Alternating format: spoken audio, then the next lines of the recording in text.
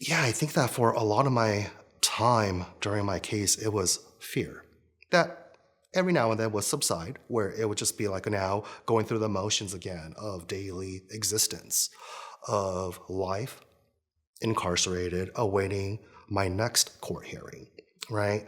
And so during those moments, I did experience some moments of joy, and being able to find comfort in the other kids, the other boys that were around me, and those that I started forming actual friendships and relationships with, knowing that I wasn't alone, and that they were there to support me. I was there to support them.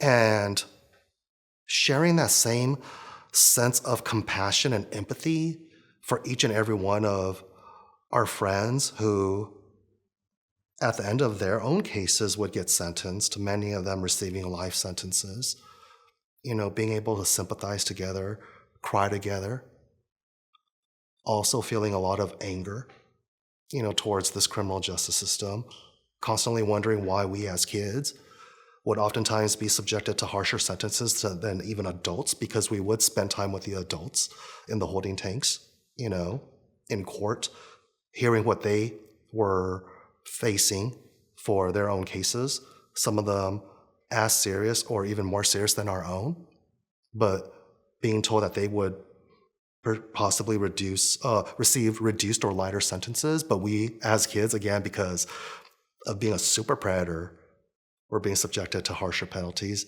being so confused and frustrated and angry about that. Right? So those were all the emotions, that I went through. And then I think that there was also a sense of liberation in a way as well during these creative writing classes.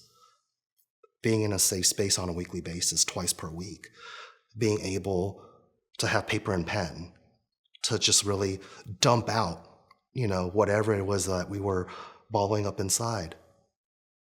Oftentimes being given writing prompts to take our minds off things if we want to write about a specific theme or a topic, but more importantly, always being given this opportunity to be our true authentic selves, to be able to trust in ourselves and to trust in this piece of paper and to hold on to it. And then through just, again, the open sharing of our writings with one another to further build our relationships and bonds with one another. I think that there were those moments of just feeling free despite physical captivity. Having that mental freedom was always something that we were looking forward to.